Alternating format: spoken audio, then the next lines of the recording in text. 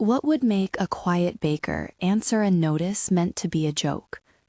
The bulletin board out by the post office had been made for announcements and lost dogs, and for the occasional bit of frontier humor. People tacked notices to it with the careless confidence of small towns.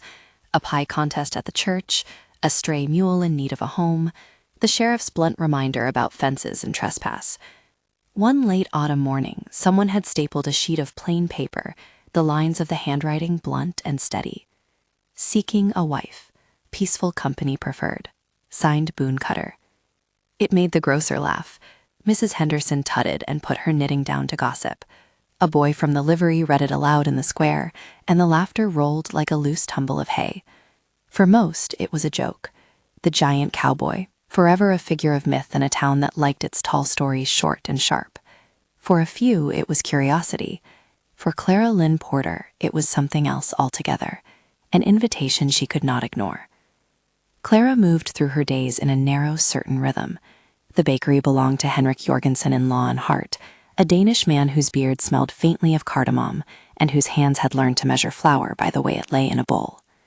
Clara kept the ovens warm, rolled dough with fingers that remembered the lines of recipes like prayers, and placed loaves in the window that steamed in the morning light. Above the bakery, she slept in a loft that looked down on the street and the slate of the post office roof. She had inherited little that could be measured in coin, a recipe book with dog-eared pages and a parcel of patience, but she kept a steadiness that the town attached some value to, even if they spoke of her as the baker's girl, in the same way they spoke of porches and weather. That steadiness had a price. Clara had learned how to be practical and how to be soft at the same time. She had learned, too, how to make company of her own quiet. The recipe book was a ledger of memory, a sugar stain here, a pressed slip of ribbon there, a note in the margin in an old, precise hand. She read lives in lists of ingredients. When the bell above the bakery door chimed and people wanted gossip or bread, Henrik would nod and go back to his kneading, and Clara would hand over warm rolls with a polite smile. So the notice was not the sort of thing to compel her at first blush. She had, like everyone else, heard the stories of Boon Cutter, 40 years old, they said, taller than most doorways and twice as spare, a man who rode with a patience that made the ranch hands pause their talk, a man who kept his cows and his distance. People liked to shade the truth with fiction. But when she stood beneath the post office's overhang and fingered the edge of that stapled paper, what she read changed the room inside her. It was not the idea of being a married woman that called. Clara had survived too many promises and too much easy talk to be seduced by the word alone. It was the honesty of the note. Nothing flung at the world as an ornament, no fine ink, no swaggering hint of wealth. Peaceful company preferred. It wasn't a boast, it was a need. It was the sort of need that was a halfway place between desperation and hope, a plain statement of what a man could offer and wanted in return. Clara had been practicing need quietly for years. She could knead loneliness into breakfast bread and hand it out thinly sliced. But here was someone who had held his want up like a lantern in the window. She thought of the recipe book's margin notes, of how honest lines of ink could save a cake from collapsing. She thought of Henrik's easy nods when she told a story, of the small warmth of company, and of the long afternoons when she catalogued the town's small cruelties and kinderologies, the way one catalogued ingredients, necessary and true. She could have laughed with the town. Instead, she folded the paper with careful fingers and took it back to the bakery. "Henrik," she said, the word steady as the rhythm was the dough she had just set aside, "where is Cutter's ranch?" Henrik looked up from a tray of cardamom rolls, and his eyes, the eyes that had taught himself to read frost, softened. "Out past the ridgeline, Clara, west of the old telegraph pole. You'll see the cottonwoods. The Cutter place sits in their shadow." She did not tell him why she wanted to know. She did not have to. He had watched the way her shoulders hunched sometimes when the late trains didn't carry the company she wished for, and he had tasted the way her loaves turned in extra gold when she had something on her mind. He rinsed his hands and wrapped a roll for her in brown paper without asking more. That afternoon, she closed early, took the recipe book under her arm, and traveled, by stage and then by foot, out toward the Cutter place. The road opened like a throat, prairie, then scrub, then a ribbon of track. The air carried the street clean smell of cold earth, and the sun cut the landscape into precise silhouettes. Clara walked with her boots scuffed and a basket of bread slung on her arm. She had practiced this sort of walking too, the way people practice bearing weather. She felt foolish at times and daring at others. Perhaps she was both. The ranch came into view not as a fortress, but as a careful set of gestures. A low house with wide eaves, a barn that seemed large because work made it so, a yard where horses went about the business of being horses, and beside the porch a swing of rough-hewn planks hanging from ropes, carved marks on its back where hands had whittled a name or a pattern. Wood shavings lay in a fan beneath a window. There was a neatness to the disorder that announced the presence of a man's hands, which worked to slow chaos rather than to control it. Boon Cutter opened the door himself. He was, upon first encounter, everything the town had rounded into rumor, and yet nothing like it. Up close, the scales startled, yes, broad shoulders that did not end in showy muscle, but in the kind of strength you saw on beams that held up a barn, hands that matched the scale of the world they built. His eyes were not small or mean, they were steady and clear, the color of dark wood. He wore a plain coat and a shirt with sleeves rolled back to reveal forearms freckled by sun and work. When he spoke, there was a careful weight to his words, as if he measured them for their usefulness. "Miss Porter," he said, and his voice was exactly the sort of plain that had written the notice. Clara felt the odd flutter of being seen and not paraded at once. She handed him the roll without ceremony.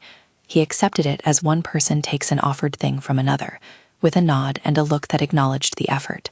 "You're Henrik's apprentice?" Boon asked, as if he already knew. "Something like those lines," Clara said, and the corners of her mouth softened. She raised her chin against the late light. "I answered your notice." He put the roll on a plate and looked at her hands, then at her face, an assessment made by observation rather than gossip. When he moved aside, it revealed the house interior. A simple table, a stove with a kettle that had the faint ring of well-used iron, a mantelpiece with a pocket watch tucked under a photograph in a frame that had been repaired and repaired again. "Sit," he said. "Tea's nearly ready." She sat. A carved wooden horse, small and careful, sat on the table as if it had been waiting to introduce itself. The whirl of grain in the grain of its neck caught the light. When she touched the horse, she felt the warmth of a man's hands turn to wood. Boon watched her watch the horse. "Made it myself," he said. There are gestures that say more than 100 careful sentences, and in that little carving was a sentence Clara could read clearly, a hand that could be gentle enough to shape a small animal out of a block of wood. The town had told her he was big. The carving told her he was not only big, but precise. They did not spend their first afternoon building the architecture of a romance. They mended a fence. Clara showed him how to braid dough loosely when the humidity changed, and he showed her the correct way to saddle a mare that had taken to fighting its harness. He moved around animals with an economy of force that calmed them, a touch at the flank, a slow, patient voice. When a foal slipped and skidded in the mire, Boon sat it up without a word and felt for injuries with hands that did not panic. He spoke to the mother mare in low tones, and in the end, the mare eased. Clara felt a sharp, unnameable relief in the way he worked, relief that came from watching steadiness in another person as if you had discovered a mirror. Over a tin of tea and a bowl of stew that felt like the convergence of two small worlds, they exchanged fragments of pasts like two people adding firewood to a stove. Boon spoke first of Denver, the way any farmer speaks of weather, or the way a carpenter speaks of a faulty beam, a blunt description held in the mouth like a bead. It was an episode that had left its mark on him, a night that required defense, a jar to his sense of rightness, and he told it stripped a flourish. He wore it like work-worn leather, honest and not flinching from its own edges. Clara listened. She did not ask him to be more than what he offered, and in that receptivity, he found a rare kind of company. She, in turn, told him small truths. She mentioned a marriage record long attached to her name like a loose thread, a thing that had confused her and bound her in ways Virginia law had not necessarily intended. She did not confess the entire history. There were places in a life you left for another day, but she told enough that he understood she had known coercion and had not been saved by luck. Boon did not pity her. He did not parade his anger at the wrongs done to her like a weapon. Instead, he folded his hands and listened. To Clara, this felt like a promise more solid than any ring. "You won't find me clever at talk," he said quietly, "but I know horses. I can keep a place, and I'll tell you straight how I spend my mornings and what I need. If that's something you think fits." He let the sentence hang, not as a demand, but as an offering. Clara felt for the first time in a long while that she could offer the same. She had a practical mind and a pair of hands that could make bread in weather the town said was meant to keep people indoors. She could keep house and ledger and talk to horses if that was what would make them a partnership. She had also, in the margins of her life, a fierce sort of invention, ways to rework leftover dough into pastries that sold on slow market days, ways to mend a saddle that would not have occurred to most. This, she thought, could be the beginning of a mutuality rather than rescue. She stayed. She came back the next day, and the next. The town had a short memory for novelty and a long memory for gossip, and so by the time the second week of her visits arrived, Mrs. Henderson had someone in the parlor spreading speculation thick as butter. But in the spaces between the porches and the stoves, something quieter took shape. They worked together in rhythms. Clara taught Boon the right timing of east and water, how to feel when does spoke of being elastic enough, and Boon taught Clara the small quirks of horse lineage, how a certain line carried a gentleness that propagated like a trait. He showed her his ledger of mares and sires, a scrawl of names and dates that looked like the inside of someone's careful thought. They sketched plans for a breeding program, not as a boast of profit, but as a craft of lineage, a way of carrying forward careful animals that would bear work and trust in equal measure. Boon's hands kept returning to the wooden horse. Sometimes she would find it perched on her windowsill when she rose to fold dough. Other times it would be tucked into her apron pocket like a private reassurance. He carved her a spoon one afternoon, the handle worn smooth where she held it. And by the time the first snow dusted the fields, they had built, between chores and talks, a porch swing together. It was a slow thing. Boon lashed beams, and Clara brought cushions she had patched from a quilt. They planned where the swing would hang for the summer light, and what it should sound like when it rocked. The swing became a promise of long afternoons.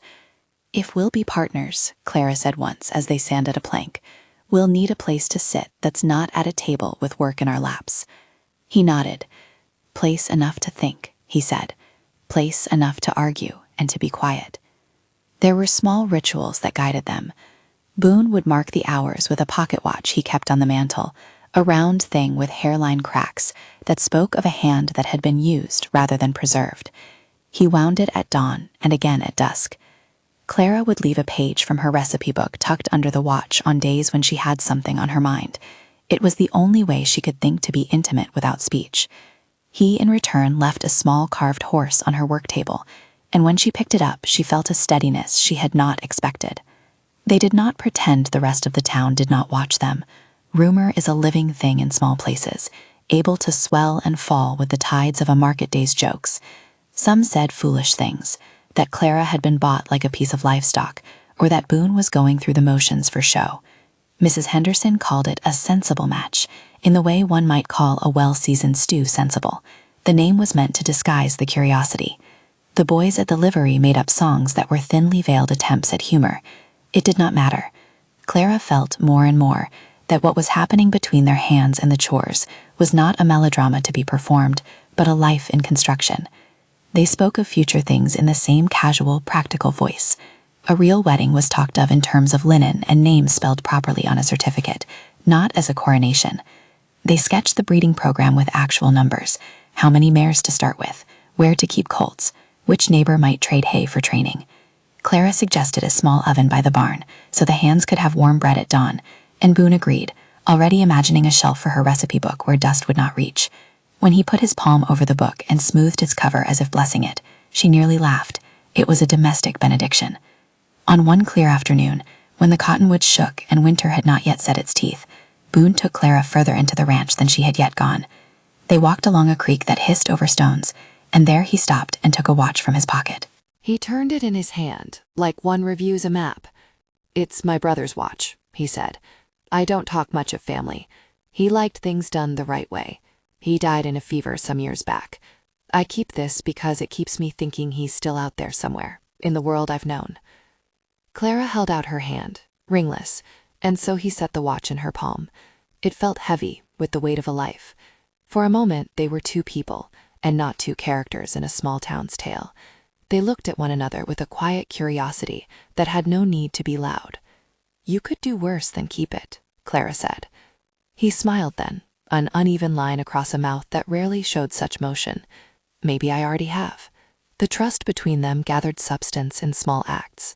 When a storm came off the plains and threatened the haystacks one late afternoon, Clara and Boon worked side by side in a way that did not ask for poetry. She lashed tarps and he lifted beams. They bared their knuckles and painted the barn with a coat of tar that would hold through the next spring. When a neighbor, Mary Hutchinson, arrived with news that a stray foal had wandered into her yard, Clara and Boon went and led the frightened animal back, coaxing it with soft bread until it finally allowed itself to be caught. There were no scenes of cloudburst romance. There were scenes of steady labor and a kind of tenderness that came from watching another person do small, necessary things well. Clara began to change how she measured time. The recipe book's margins that used to be quiet notes had become places for new entries, plans for a small wedding dress pinned to a page, a list of ingredients to take across the ridge for a celebratory bread when the first colt was born. She kept a small spiral of paper where she wrote how many mares they had, and she tucked the wooden horse under that list, so when she turned the page, it was there to anchor her. Boon did not propose with a flourish. He proposed by leaving a note nailed to the beam of the porch swing one morning that read only, "If you think this fits, I would like to be your partner. B. Cutter." It was the same plain, unadorned hand as the first notice. Clara read it 3 times before she laughed. "It's hardly poetic," she said aloud to the empty yard. "It suits me," Boon answered, leaning in the doorway. His face was open, and he seemed almost nervous under the weight of his own words, the kind of nervousness a man might save for the delicate business of naming a colicky foal. "Are you asking me to say yes?" Clara asked. "I am asking you to tell me if you'd be willing to be my partner," he said. "To build the place, to eat what I cook without complaint, to tell me if I'm wrong." Her laugh softened. The idea of partnership had been a careful kind of cathedral in her mind. Hands and practicalities, a place for comfort rather than spectacle. She could imagine it. She could imagine the porch swing in summer and the oven by the barn in winter. She could imagine teaching the ranch hands to love warm rolls as much as a saddle. She could imagine that perhaps, for once, her life and another's life might not require one to be sacrificed for the other. She answered in the only way she knew how, by doing the work of saying yes. She gathered the scrap of ribbon from the recipe book and tied it to the swing's rope, a tiny flag of intent, and she sewed a patch onto a cushion that read, "Tough enough, soft enough." They did not make a public show. The town talked and spun stories as it pleased. Clara and Boon measured their contentment in the small certainties of days. The change in how people looked at them was subtle and then more obvious. The grocer no longer lowered his voice when he spoke of the Cutter place. Children who had once pointed now waved from a distance. There was respect in the way neighbors began to lend help without query, a pile of hay delivered without gossip attached, instructions given cordially from Pete Hutchinson on how to manage a runny foal. They built a reputation, not by announcement, but by the cumulative weight of competence. It was during this time of easy work and small joys that a shadow crossed the neatness. News arrived as it often did in their part of the country, by word and by telegraph, clipped into town in the voice of travelers and the clacking keys at the telegraph office. A man in a frock coat with a polished boot and a carriage of manners stopped in the general store one afternoon to inquire about the Cutter place. Mrs. Henderson, who had the town's memory in the palm of her hand, watched him with a bright curiosity that didn't bode well. Clara heard nothing of this at first. She was up at dawn making bread, the oven breathing hot and honest. It was Henrik who came in, eyes all at once sharpened and troubled, with the thin blonde hair beneath his cap ruffled. "There's a telegram," he said, and set it on the counter. The paper had a formal look. The words were few but clipped. "Thomas Garrett en route. Claims legal interest. H.J." Clara felt the air tilt. The name, Thomas Garrett, set like ice in her blood. She had known the sound of that name before, a thing that had been part of the loose debris of her past. She had mended around it like a seamstress around a snag, careful, discreet, not a thing to be aired like a laundry list. That Garrett had a reputation for fingers and ledgers and a tongue made eloquent with wealth was known in town. That he had once been associated with an old, confusing certificate tied to her name was a private knot she'd cut loose as best she could. She had thought it buried, a bureaucratic trifle that could be explained away. She had not expected it to return like a cold wind. Henrik's hand found hers on the counter, a small, steadying thing. "We know how to face trouble," he said. "We gather facts. We don't let gossip make our work." Clara folded the paper in her hand without looking at it again. There was a moment between her heartbeat and the next when she considered retreating into the oven's warmth and letting the problem take shape without her involvement. But she had answered a notice once. She had chosen a life where she did not let fear decide the day's course. The thought of leaving Boon and the small edifice they were building, the swing, the bread, the horses, felt like running away from the one honest thing she had found in the tangle of her life. She set the telegram down, and with a breath that tasted like flour and resolve, she said, "Send word to Boon. Tell him to come to the bakery when he can." Henrik nodded. "And tell him there's no cause to be rash," he said. "We will gather what we need." It was a small, sensible request, but it altered the angle of the sun. For the first time since she had answered that blunt paper on the post office board, Clara felt the visible edges of the life she had chosen bristle. She thought of the pocket watch lying on the mantel at the Cutter place, of the carved horse beneath the recipe book, and of Boon's plain, honest hand. She thought of the legal papers that might be presented by a man of fold and practice, and she thought of what would be necessary to protect the fragile scaffolding of their mutual life. Outside, the town kept on its daily business. The telegraph office's brass bells still clacked, and boys still ran errands. But inside the bakery, the air ran a little colder, and the smell of baking bread became the smell of bread made to be carried into battle. Clara washed her hands and wrapped a loaf in brown paper, the way she had wrapped the first note she had taken from the post office. She tucked the recipe book under her arm and stepped out into the autumn that felt, all at once, like the beginning of something unsheltered. If this story is finding you, tell us where you're tuning in from, and if you love tales of unlikely company and courage born of quiet acts, stay with it a while. Boon arrived before the sun had fully set, his boots leaving neat imprints in the drying dirt. He did not hurry, that was not his way, but his face had something tightened in it that Clara had not seen. He took the telegram in his hand, read it once, then twice, and then folded it with the same precise motions he used to tie the swing's knots. "This man claims legal interest," Clara said, her voice low. "He claims a right that was once put down with a signature I never gave willingly." Boon looked at her then, and saw in her the woman who had walked out of the bakery and across a prairie to his door.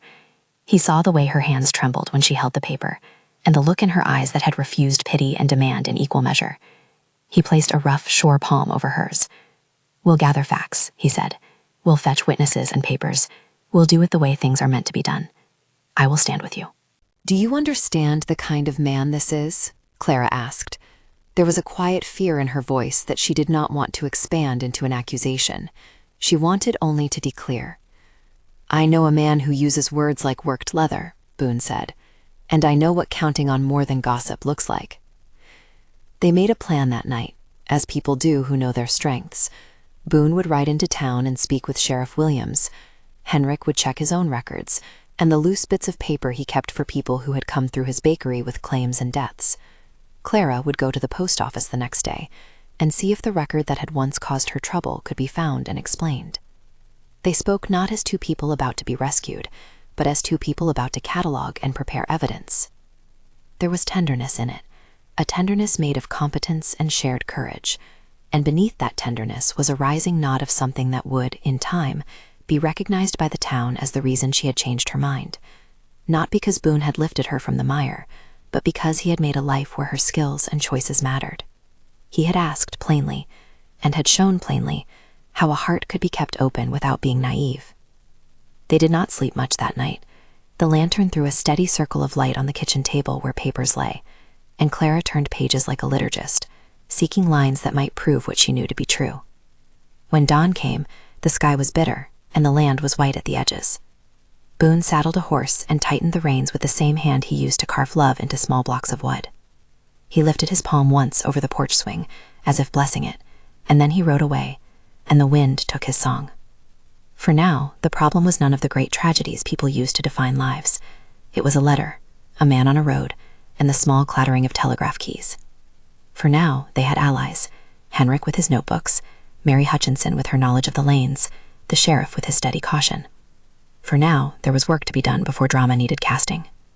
As Clara stood on the porch, the wooden horse tucked in the pocket of her apron like a talisman, she thought of all the small gestures that had made Boon what he was to her, the carved horse, the pocket watch, the way he listened. She thought of the quiet ways in which two people had knotted their days together.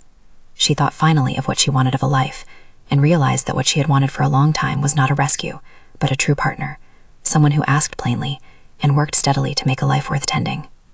When Boon returned that afternoon, he had more than Sheriff Williams's cautious nod with him. He had a list of names from the town, a plan for gathering witnesses, and a slow, sure look on his face as if to say that what could be measured would be measured, and what could be proved would be proved. "He's on his way," Boon said, the words low and deliberate. "But we will meet him with facts. We will stand not on rumor, but on the truth." Clara placed her palm against the small wooden horse in her pocket and felt the grain under her skin. She felt at once terrified and glad. The life they had built was not yet secure, but it was real enough to fight for, and that reality hardened something in her. If this man Garrett would come with papers and eloquence, he would meet a community vendor Boon's work, Henrik's ledger, and a woman who had chosen to come and to stay. They lit a lamp as the sun dropped beyond the ridgeline. The porch swing creaked once, as if testing its bones. In that sound there was an easy, honest noise, the kind of creak that was not meant to scare, but to promise the small comfort of repetition. Clara looked at Boon, at the steady set of his shoulders, and understood, with a clarity she had not expected, why she had changed her mind. It was not his size nor a dramatic rescue that drew her. It was the pattern of his days, the quiet way he offered his life without flourish, the world he had built with his hands that had space for hers. Even as worry circled on the horizon, there was a moment of peace.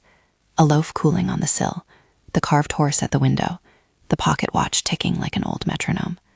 They would meet the coming trouble as they had made everything else, by preparing, by gathering witnesses, by speaking the plain truth. Beyond the yard, the telegraph.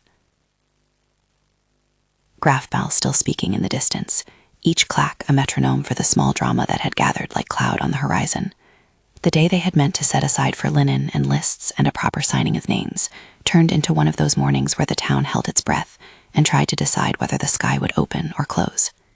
Clara had chosen a simple dress for the day, the scrap of muslin she had nursed into shape with patches and a sleeve hem that bore the faint grease marks of long ago kneading. She had pinned a small sprig of lavender from Henrik's jar at her throat, and a page from the recipe book lay open on the table where she had written the names of people to invite, the list for the meal, the order of a proper signing. The wooden horse sat on a shelf above the oven like a sentinel, its grain polished by countless touches. They had planned everything without ceremonious flourish. The minister could be had at midday, the sheriff had agreed to witness, the town had promised only what towns could promise, attendance and kindly awkwardness. This was to be a wedding in the plain practical sense, two people agreeing on ledger entries and the swapping of names, a community nodding its comprehension. Clara had wanted no more than that. They were on the porch swing when the carriage rolled into the yard, rims whispering over the compacted soil. Boon had been tightening a nail in the swing's arm when the horse's clopping began. He paused and stood very still, as if listening to a wind that had come from a place neither pasture nor hearth.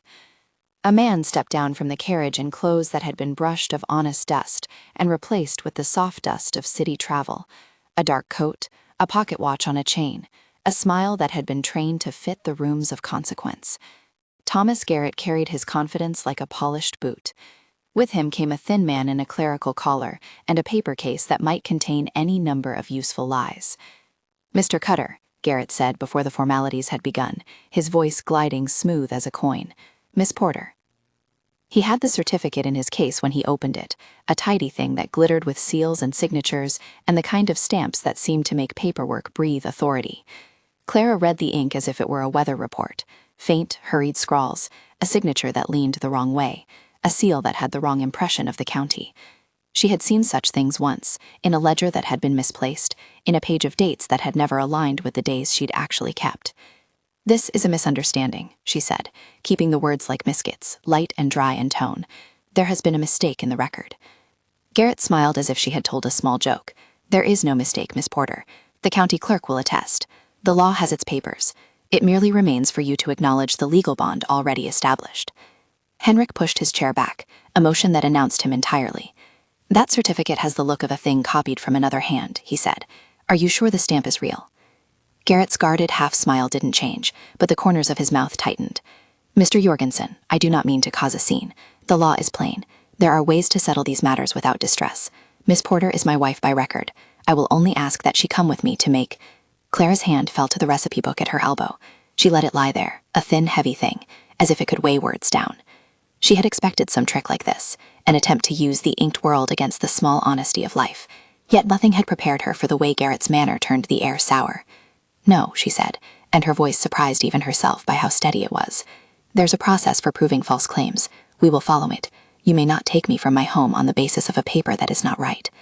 Garrett tilted his head. "I have the authority of men who will make this plain. It would be kinder to depart without the show of force." Kindness, Clara thought, was Thomas Garrett's favorite way of asking for obedience. She had known such kindness in other rooms. It had been paired once with promises, and then with fingers on ledger lines that did not match her memory.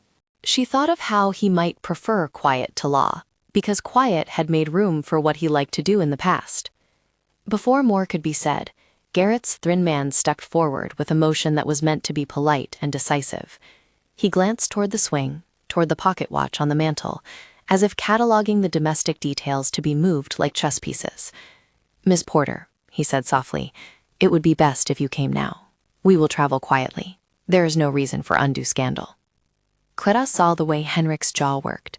She saw the look in Boon's eyes, a slow gathering rather than a storm. The sheriff had stepped up, cautious as a man who keeps both his authority and his temper in even measures. "We don't take people forcible without cause," he said. "If there are papers, we'll see them to the office." Garrett held up the certificate as if its presence was its own muscle. "You see it here, Sheriff Williams. It is the law." The sheriff looked at the certificate more closely this time, and his cautious face did not yield at once. "Clerks can be fooled," he said. "We can examine the record." Garrett was not content with waiting. He stepped forward with a hand that felt in Clara's bones, practiced at the motion of decisive men. He reached for her elbow as if he were rescuing a calf from mud. It was the sort of hand that presumed the world would fall into place under the shape of his glove. Clara stepped away and, quietly, deliberately, tore from the skirt she had worked out until it fit like a second skin, a thin ribbon she had once tied to the swing rope. She had learned in the months they'd planned that small things could be made to speak when larger things lied. She slipped the scrap into her palm and, with the flat of her hand, brushed it across the underside of the carriage wheel as if to remove a speck of dust. The motion was slight, almost a reflex. No one saw her do it but the carved horse on the shelf and the pocket watch that ticked like a second mouth. "I will not go with you," she said, but she made no flourish of it. She said it plain enough that the words could be understood. "I will not be taken by paper that is false." Garrett's patience frayed, revealed in that small quiver at the corner of his mouth. He had relied on the shape of fear and the behavior of smaller towns. He thought to take what he wanted while people considered whether they would have to speak up. Henrik put a hand on Garrett's sleeve. "You'll not sling her into a carriage, sir, not under my roof." "Step aside, Mr. Jorgensen," Garrett said. "I will not be argued with in a public house." "You're outside the law," Clara said. "You have no right to force this without proof. Sit down and wait for the clerk." Garrett looked at the sheriff, whose face was a study in official patience. In that pause, Garrett was making his choice. He stepped forward swiftly, one hand grabbing her wrist as if he had practiced to do so, his other hand moving with the sort of confident violence that comes from men used to people yielding. Henrik tried to pull him back. Garrett shoved him aside as if he were a light thing, and in the movement, the clerk who accompanied Garrett lifted a hand as if to keep the peace, but then produced a length of rope, and in one motion bound Clara's wrists with the sort of efficiency that spoke of prior practice. Clara braced. She did not scream. Her wrists burned where the rope bit, and she moved with a sudden clarity that came from the body making decisions without the permission of the mind.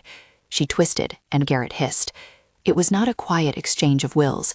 Garrett's grip tightened, and in the struggle, the pocket watch on the mantel slipped from its setting and thudded to the floor, cracking audibly against the wood. The sound was like a bell of warning. Boon moved then, and he moved as he had always moved, without performative fury, but with the force that a man uses when he lifts a beam to set a roof straight. He grabbed Garrett's arm, and in a motion that was more grapple than brawl, he wrestled the man back from Clara. "You do not frighten her into coming," he said, voice low and steady. Garrett spat a curse, and for a moment the carriage man who had thought to be the brave authority took a step back. But he had brought men and cunning, and if he did not break through the door this time, he could make his exit and call for the law to catch up with small towns. That was his method, make the taking and ask about the legality later. With a practiced jerk, Garrett shoved Clara toward his carriage in the moment of distraction, dragging her as the rope cut roughly into her wrists. Boon lunged, but the thin clerk intervened, placing his body in the way with a severity that could have been a bluff and a learned way of blocking. The sheriff, bound by his oath and his caution, and the press of townsfolk now swelling on the edge of the yard, did not at once draw his pistol. He was a man who weighed authority before he used it, and Garrett was a man who had always relied on that measurement to get what he wanted. Someone shouted, a woman shrieking that this was wrong, and in the confusion, Garrett shoved Clara into the carriage. The door slammed with a finality that sounded to Clara like the sound of a page being turned against her will. Garrett's thin clerk leapt up onto the step and whipped a reins. The horses pulled, the carriage lurched, and the wheels picked up the small smear of ribbon Clara had left across the rim. Boon cursed once, a raw sound. He leapt for the door, but a man from Garrett's party planted himself in front like a gate. The sheriff drew forward, but Garrett had the papers in his hand, and the air took the shape of a legality that might not yet be broken. "Do not let them ride," Clara called, voice clear as a bell, though it was muffled by the carriage's side. She had pressed her head against the panels and could see the yard through the slats. Neighbors were running, and Mrs. Henderson's hand clapped over her mouth in horror. She had not panicked. The rope on her wrists made her hands numb, but she had a plan she had not yet voiced. She had been thinking in small, precise circuits of action since the day she saw the notice: what to do if papers were used as weapons, how to make a way for facts to speak. She reached into her apron with the hand that was free enough and drew the page she had written her guest list on, a page she had folded small and tucked into the recipe book that hung at her waist. With the tips of her fingers, she slid it under the carriage's step, where the thin clerk would not notice. She pressed it flat. The paper caught on the bolt, and as the carriage rolled, a corner fluttered loose and flapped like a pale flag. She had also been careful when she had set out in the morning. The recipe book had been heavy and full, and she had hidden in its spine a single thing that might speak. A thread, one of Boone's, she thought, a cut of his own rope worn and trimmed, tied to a small button she'd sewn on to the inside hem of her dress. She had not imagined she'd need it, but she had made peace with the notion that preparation is its own kind of courage. She wrenched at the thread with her bound hands as the carriage lurched. It came loose in a slow, deliberate failure, and the button slipped from the hem, and in a small, ridiculous way, fell like a coin from a ledge, striking the earth and rolling into the grass behind. Boone saw those small gestures, the flapping page, the lost button. He saw them as a man who had watched horses and weather for a lifetime sees the signs of coming rain. He did not hesitate. He swung his leg over the porch rail, took his horse by the reins, and mounted. "Sheriff," he said, "ride with me if you'll have reason." There was no swagger in it. He only asked for help as a partner would. Sheriff Williams sighed, his duty heavy and his conscience heavier still, and then he mounted as if pulled by that same gravity that took men into necessary action. Henrik grabbed a blanket and a small satchel. Mary and Pete called for their horses. The townsmen and women, who had been voices until then, lined up in the street and formed the ragged but real outline of pursuit. They were not a military force. They were people who knew one another's breaths, and who would for once risk the opinion of a man of suits. They followed the carriage track across the lane, across the rutted road, into scrub, and then into the open stretch toward the telegraph pole the world had used as a map. It was late autumn. The sun had not yet melted the hard edge of the day. Boone urged his mare in a way that was not frantic but urgent. He rode with steady purpose, his eyes set on the turned notch of wheel marks and the occasional scrap that Clara had been able to leave. They found the first clue within a mile. A corner of the list Clara had slipped under the carriage step had fluttered free and become caught on a thistle, the ink facing down to the dirt. Mary, riding with a shawl over her head, plucked it up with fingers that trembled. "She is leaving us her voice," Mary said, in a tone that was more prayer than observation. They followed the corner, then the button that had rolled into the grass like a small star, then a smear of mud where the carriage had dragged one wheel awkwardly. The trail was not grand. It was a sequence of small betrayals. The frayed rope thread snagged on a bush, the scrap of lavender Clara had tucked into her bosom that had slipped free and left a sprig flattened on the road, a faint mark where someone, a person in a fit, had tried to free herself and left a smear of the skirt. Boone read them like a man reading weather. As darkness fell, they burned a line of small fires in tin cups, and they camped by a stand of cottonwoods where a small horse had grazed.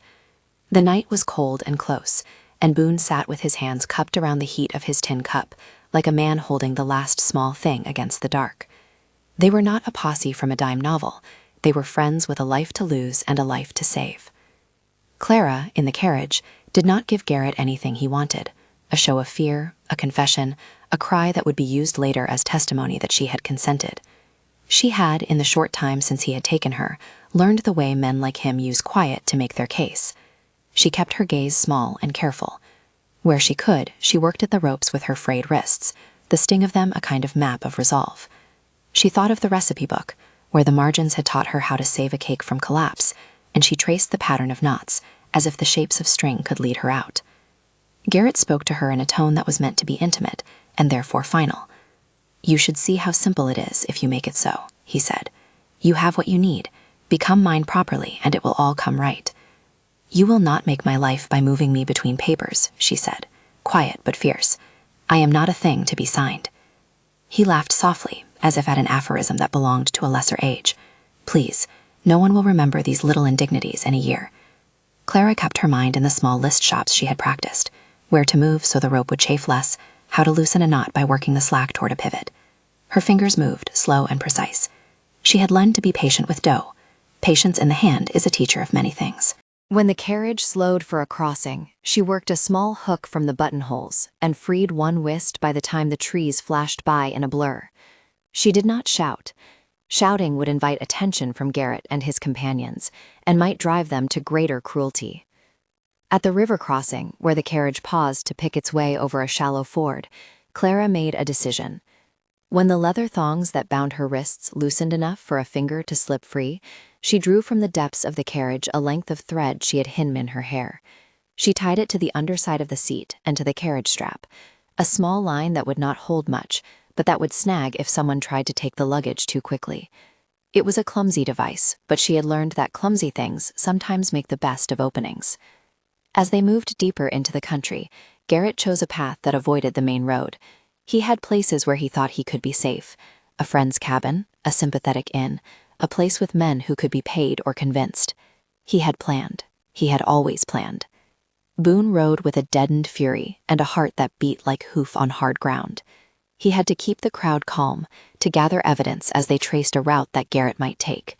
He left small men like Pete with instructions to circle and find any markers. He had the sheriff with him, and the sheriff's presence kept the men in their place when instinct might have led them to act rashly. They found a campsite as the moon rose, a smudge of smoke and the glow of a single lantern. A scrap of fabric caught on a branch, and then the imprint of a dress on a little trail showed where a woman had walked hurriedly between the trees. Boone stooped and ran his fingers over the soil.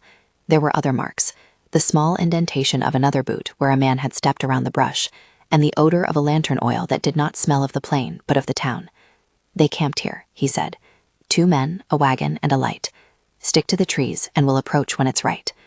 They moved like hunters of a different sort, people who had to be clever enough to use a small town's knowledge rather than brute force. Henrik had a sense of how people flow and where they hide. Mary knew the lane that led to a disused cabin with a collapsed roof. They moved in a hush. That night the wind went through the cottonwoods and made their branches whisper like a crowd of watchers. Boone lay poised on his stomach on the ground with the old blanket pulled up to his chin. He watched the lantern and the 2 men as if he could read the lines of their conversation in the way they shifted by the fire.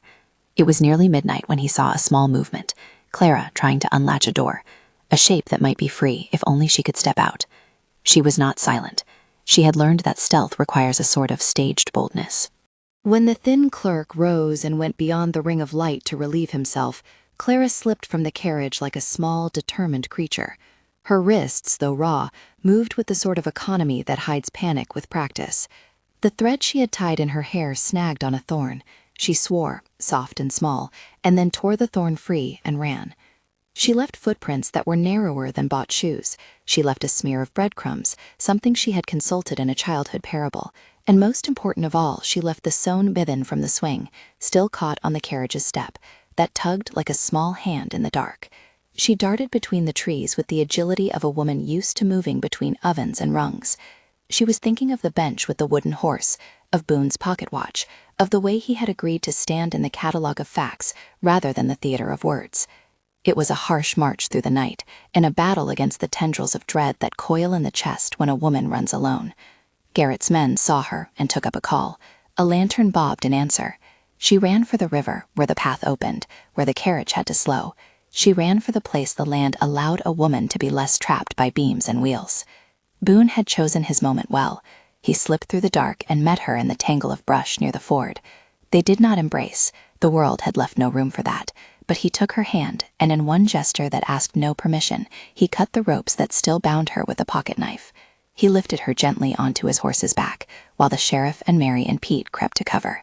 Garrett saw them at the edge of the lantern light, and he moved as a man who had given up a quiet profit and must now take a risk. "You will not run," he cried. Boone only rode forward. His mare slipped and stumbled but did not fall. He did not swing a fist, though he could have. He met Garrett at the ford with a look that was not violence but the end of tolerance. He rode to within an arm's length and then laid his hand flat against Garrett's chest. "You will put your hands where they belong," he said, "on your papers." Garrett laughed and pulled back as if Boone's touch had been a blow. In that laugh was the small shriek of men who had miscounted. The thin clerk flung himself forward with a crowbar raised like an accusation, and the sheriff finally acted in a way that did not require permission. He stepped between the men and ordered Garrett's arrest for abduction. to his credit, the law in those parts had long enough arms to reach men who thought they could butcher lines of ink and escape. Garrett's party scrambled. Money rustled in their pockets as if it might pay for freedom, and words flew like loose cloth. The sheriff took Garrett's hands behind his back. The thin clerk tried to bolt but found Mary and Pete in the lane like a net. The lantern light showed a man's face that had been confident moments before, now paling and draining of the polish it preferred. Clara sat on Boone's mare with the wind in her hair, her hands still shaking, but her eyes clear. She had been stolen, and she had been reclaimed, and in the time between the measure of theft and the measure of return, she had done the one thing she always did when faced with ruin. She catalogued.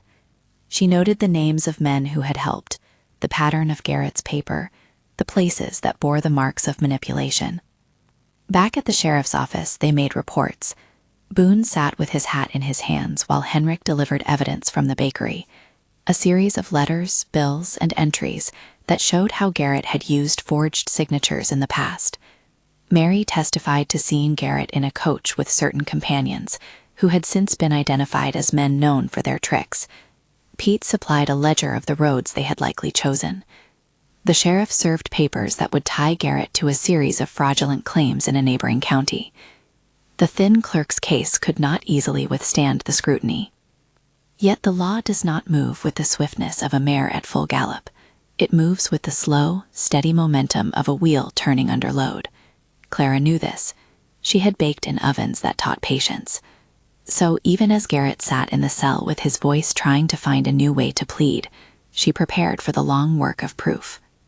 Samuel Morrison from Helena arrived a few days later, a man with a briefcase in a gentle manner that matched Boone's measured sensibilities. He had a lawyer's certainty in the luminous ability to turn the small facts into a narrative that a court could hold. He sat with Clara and went over her life like a man reading a recipe for a too delicate cake, where the ingredients must line up, where an overhand could ruin the whole. "We will need affidavits," he said. "Tell me everything you know about the day you signed the certificate they claim is yours." She told him the small truths, where she had been, what she had worn, the names of people who could attest to her presence in the bakery, and Samuel wrote them down with quick, neat strokes. He asked for witnesses, for dates, for receipts. He wanted the clerk records from the county, every stamp and signature available. He wanted the town's sense of Garrett to be given shape on paper, so a man in a distant chamber could not blow it away with a puff of condescension. Henrik and Mary and Pete signed affidavits. The sheriff gathered a list of irregularities in Garrett's claims. Boone recorded his own testimony. He had seen the certificate and had known it to be forged. He had followed the trail and found the camp. Letters from traders whom Garrett had swindled in shops they had never visited were tracked down and copied. Samuel, methodical as a man soldering a seam, put each small piece into his briefcase like a tiny necessary brick. When they filed suit, the hearing was not a spectacle, but a measured airing. Garrett sat smug in his corner and smiled at the idea that words could stack in his favor. Samuel, calm and earnest, presented the evidence, the forged signatures compared to the clerk's true hand, the ledger entries showing Garrett's habit of arranging signatures while a woman was away, the testimony of the sheriff who had found men in Garrett's employ with known dubious pasts. The judge, a man who had seen many small-town dramas, weighed the evidence with his years. It was not a single strike that brought Garrett down. It was the slow accumulation of small, true things. Henrik's ledger showed a date when the certificate had supposedly been signed, but Henrik had proved Clara had been in his shop kneading until dusk. Mary's sworn word placed her in the market when Garrett had claimed to be in residence. Boone's testimony tied a man to a camp and then to a vehicle that shared a mark with other fraudulent ventures. When the judge finally made a ruling, he did not make a theatrical speech. He read the facts and invalidated the certificate on the grounds of forgery and coercion. He ordered Garrett to stand trial on charges of abduction, fraud, and coercion.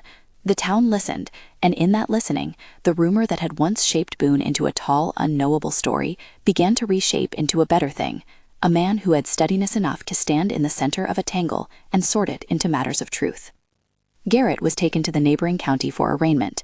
He tried, in the months to follow, to stitch together another life in the space of legal limits, but men with habits do not easily switch their hands' manners. Witnesses came forward in other towns with stories of petty forgery, of contracts suggested and names used as if they were marks. Samuel Morrison, with the steady conviction of a good lawyer, put together a case that made the pattern visible. The final conviction did not come in a week. It did not come as the quick justice of a dime novel. It came in the slow way of small towns mustering courage and of a lawyer who refused to surrender the truth to the practiced manipulations of the rich. Garrett was convicted of the lesser counts and fined and jailed for his role in the abduction scheme. The record was cleared. The certificate was struck from the county record as null and void. He left the region in defeat, his name a warning rather than a threat. During the hearings, Boon and Clara kept building. They repaired the swing, mended the crack in the pocket watch with a careful hand, and Clara added new pages to the recipe book, lists of witnesses and important dates tucked between lists of ingredients. The townspeople who had once whispered "the baker's girl" in a certain tone now used Clara's name with a respect that felt to her like the right kind of currency. She had not wanted their pity, she had wanted their fact, and she had been given it. The wedding that followed was as they had intended, honest, unembellished, and warm. They did not stage a grand parade. The minister read the law and the promises. The sheriff attended as a witness, his presence now more secure because he'd acted when it mattered. Henrik baked a loaf to be cut for each person who came, a small duty that felt like sacrament. Mary brought down a jar of preserves. Pete brought hay to feed the horses for a year. The wooden horse, the pocket watch, and the recipe book were all put in places of honor. The horse on a shelf, the watch on the mantle, the book in a new leather cover that Boon had commissioned from a neighbor who worked in hides. When they exchanged rings, thin bands, not much more than tokens of intent, the church looked on like the country it was, unshowy, honest, present. Clara kept her eyes on Boon, not because he was a giant to be paraded, but because he had chosen, day after day, to make a life that fit hers. The surprise was not in any dramatic flourish, but in the way truth had shaped itself around their small acts. It was the unexpected heart, the man who had asked plainly and then lived plainly, that had made her change her mind. They made their life in increments. The breeding program they had sketched on scraps of paper became real. A mare with a gentle line produced a colt who bore his mother's even temper. A careful ledger recorded soundings and births and the small accidents that teach one how to be better. Clara's oven by the barn was a triumph. Men came to the place for a bread that warmed them at dawn, and their hands returned to work with new steadiness. Boon taught the men on the ranch to handle colts without the roughness that had, in other places, taught animals to fear people. He taught them to carve small horses on slow evenings to give to newborns. He taught them to measure their words and their labor, as if both had weight that mattered. Children came in time, and the house filled with the sound of small feet and the sharp, delighted noise of a child's laugh. They named their eldest son Thomas, not after the man who had tried to claim Clara, but after an old family name Boon had murmured when he spoke of a brother lost to fever. It was a reclaiming more than a repetition, a child who had grown not under the shadow of manipulation, but under the warmth of repair. It was Boon's way of saying that names could be given new stories. The porch swing weathered seasons. It squeaked in the winter and sang in the summer. The pocket watch cracked but ticked, and Clara wound it now and then with the same solemnity she used to oil a pan. The wooden horse's grain grew softer with the touch of a child's palms. Clara added a new page to the recipe book where she wrote the formulas for a bread that made the hands of small ones strong. As their reputation spread, people traveled from nearby towns to ask about Boon's quieter methods of training and Clara's bread that kept well on journeys. The pair were offered little sums to set up ovens or to advise on breeding. They declined some offers and accepted others, always measuring what would be to the land's good and to the family's peace. They trained the next generation, a boy learning to carve under the cool shade of an apple tree, a daughter learning the timing of proofing dough by the weight of a loaf. The wooden horse motif repeated itself in many small ways, a carved horse in a child's cradle, another tucked into a quilt, another left on a neighbor's porch as a token of thanks. Years later, when a child came home from school and asked Clara in the simple way children ask things, "Mama, why did you come to Daddy's notice?" she did not cite romance or rescue. She sat with her hands in the flour and said, "Because he was honest, because he asked plainly, and he meant what he said. Because he worked with his hands and let me work with mine, and because when trouble came, he did not let others decide for me." The child, with the logic of the young, considered that answer and then asked, "Was he a giant?" "He was big," Clara said, smiling as she folded dough, "but not in the way you think. He was large in the things that matter, his patience, his steadiness, his willingness to stand when it looked like no one else would. That is a kind of gentleness you don't expect, the giant heart." She kept the recipe book within reach on the shelf over the oven. On the first page she had written, years before, a sentence that had guided many decisions. Partnership is not rescue. It is the practice of making days together. And when the nights grew long, or when the town's old gossip tried to rearrange the truth into its sentimental stories, she would take down that book, fold it to a page with a list of small victories, and read the names of those who had stood with them: Henrik, Mary, Pete, Sheriff Williams, Samuel Morrison. Neighbors who once gossiped now came with baskets.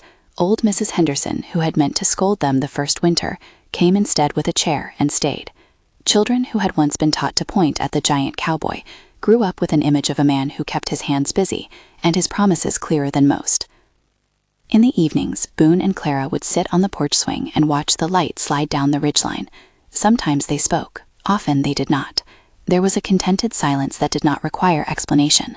The pocket watch would tick, the wooden horse would sit like a witness, and the recipe book would be open to the page where Clara kept lists of the things that mattered most: honesty, patience, work, courage. When neighbors asked her, years later, why she had answered a notice that had seemed to be a jest, she told them the same truth she told her children. She spoke of a note that had been plain and true, a man stating what he wanted, not what he desired to flaunt. She spoke of the courage to ask and the courage to answer. She told of Boone's hands and the way he had carved a small horse for her, and she held up the wooden animal to be seen as if it were the simplest, most persuasive of artifacts. He asked a thing plainly, she said, and he lived the thing he asked for. That was why I changed my mind. It was not a dramatic, romantic explanation. It was small, the fidelity of action over the allure of words. There were no grand speeches in her account, no flourishing recitations of heroic deeds, only the steady list of mornings and the work that matched them. She had learned in the months and years of building that the heart's true measure is how it shows up for ordinary things: the mending of a roof, the patience with a newborn foal, the willingness to go to court to prove a truth rather than by a silence. In the end, the unexpected heart of the giant cowboy was unexpected precisely because it arrived where many hearts do not, in the slow, honest work of building and of refusing to let another man make choices for someone he loved. Clara's change of mind was not an accident or a capitulation. It was the consequence of seeing a man offer not spectacle, but steady companionship, and of recognizing that such a heart could be trusted to keep both the small and the grand things safe. Years later, when their son, named Thomas, to remind them that names can be given new stories, sat on the porch with the wooden horse between his knees and asked to hear again how his parents had come together, Clara would tell him the story much like this one, about a notice on a bulletin board, about a man who asked plainly, about the carved horse and the pocket watch, about the rope and the chase, and the slow truth that unmasked a liar.